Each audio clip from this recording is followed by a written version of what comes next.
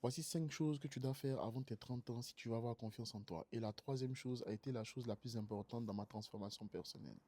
Le premier élément, c'est que tu dois accepter la solitude. Tu ne dois pas subir la solitude, mais tu dois l'utiliser à ton avantage.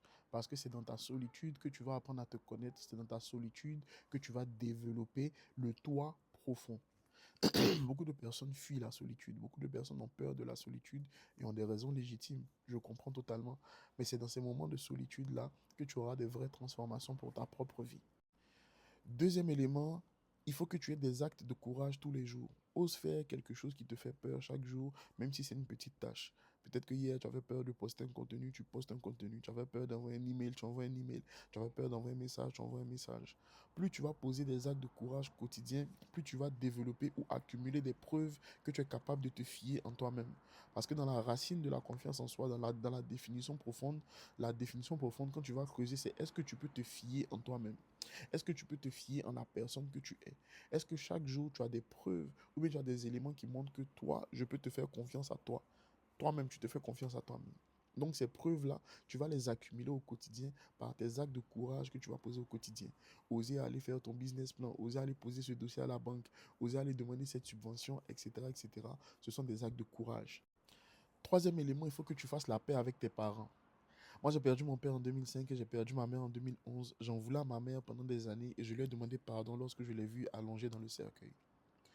Et très souvent, quand on n'a pas confiance en nous-mêmes ou bien quand on a eu des relations un peu compliquées avec les parents, qu'est-ce qu'on va faire?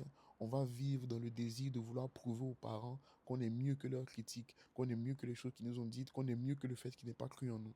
Je ne dis pas que c'est mon cas. Je parle pour beaucoup de personnes qui sont dans ce cas-là.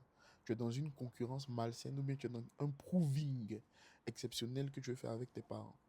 Mais sauf que cette énergie, elle te détruit de l'intérieur et elle fait que tu es motivé par de mauvaises raisons. Tu fais les choses pour de mauvaises motivations et ce n'est pas de la confiance en soi.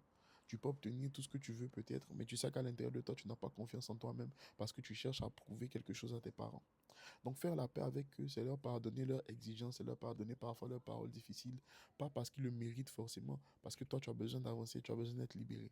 Après, je suis pas ton père, tu fais ce que tu veux, mais le pardon est libérateur d'abord pour toi, pas pour les gens à qui tu en veux. Quatrième élément, il faut apprendre à dire non. Non est un mot, mais c'est en même temps une phrase qui est largement suffisante.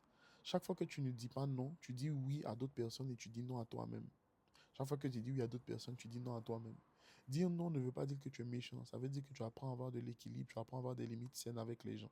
Tant que tu n'apprends pas à dire non, tu vas être vidé de ton temps, de ton énergie et tu auras la sensation de te trahir au quotidien. Et je ne pense pas que ce soit ce que tu veux le faire, mais ce que tu désires dans ta vie. Cinquième élément, il faut lire. Lis sur la confiance en soi. Si tu ne peux pas lire des livres physiques, lis des écoute des livres audio, prends des livres physiques, prends des livres audio. Investis en toi-même pour développer ta confiance en soi. Parce qu'il y a une partie théorique, il y a aussi des parties pratiques et les livres vont pouvoir t'aider. D'accord? Donc, si tu veux développer ta confiance en soi, tous les lundis à 6 heures du matin, il y a mon podcast, Le Feu intérieur, dans lequel je te parle de mindset, de confiance en soi pour t'aider à aller plus en profondeur. Le lien est dans ma bio, mais surtout partage cette vidéo avec quelqu'un qui en a besoin parce que je sais que tu as besoin de transformer ta confiance en toi et que tu vas devenir quelqu'un d'inébranlable dans tous les domaines de ta vie. C'est ce que tu vas vivre au quotidien parce que tu es tombé sur le bon compte, tu es au bon endroit. Prends soin de toi. Peace.